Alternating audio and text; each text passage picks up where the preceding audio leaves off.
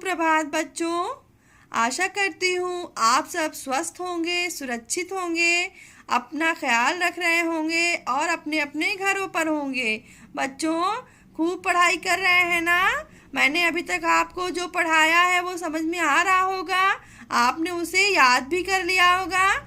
बच्चों, आज मैं आपको हिंदी लिटरेचर पढ़ाऊंगी। लिटरेचर को हिंदी में साहित्य बोलते हैं। क्या बोलते हैं? साहित्य। जैसे मैंने हिंदी ग्रामर पढ़ाया वैसे आज मैं आपको हिंदी लिटरेचर पढ़ाऊंगी। बच्चों, आपको पार्ट 1 पढ़ाऊंगी मैं, और इस पार्ट का नाम है, एक कविता है और इस कविता का नाम है हम सब सुमन एक उपवन के। क्या नाम है? हम सब सुमन एक उपवन के। सुमन का मतलब होता है फूल और उपवन का मतलब होता है बगीचा। तो हम सब फूल एक बगीचे के। क्या मतलब है इसका? हम सब फूल एक बगीचे के। और बच्चों, इस जो कविता है आपकी, इसके जो लेखक हैं उनका नाम है द्वारिका प्रसाद माहेश्वरी। क्या नाम है?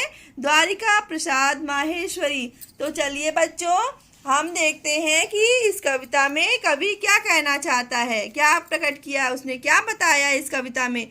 तो बच्चों, इस कविता में कवि ने विविधता में छिपी एकता की भावना को प्रकृति के माध्यम से प्रकट किया है। बच्चों, हमारा भारत बहुत बड़ा है ना, तो यहाँ पर अलग अलग जाति के लोग रहते हैं, अलग अलग धर्म के लोग रहते हैं और अलग अलग भाषा बोलने वाले लोग रहते हैं। मतलब विभिन्न तरह के लोग रहते हैं और यहाँ पर एक साथ रहते हैं। तो विभिन्नता में एकता की भावना को प्रकृति के माध्यम से प्रकट किया है। किसके माध्यम से दर्शाया है विभिन्नता में एकता?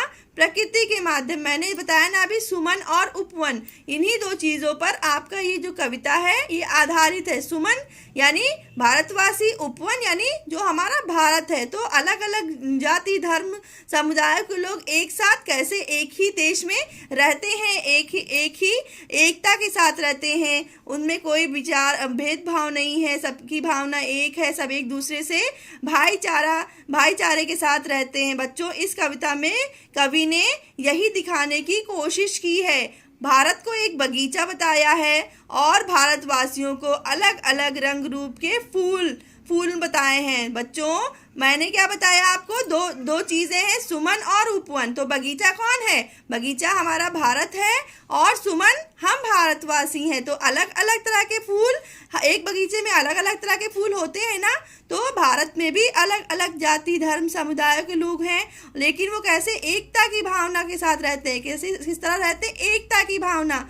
भारत के अनेक रूपों में एकता निहित है, यही भारत की ताकत है। बच्चों, अनेकता में एकता है और यही भारत की ताकत है। तो इस कविता में कवि ने प्रकृति के माध्यम से विभिन्नता में एकता को दर्शाया है या प्रकट किया है।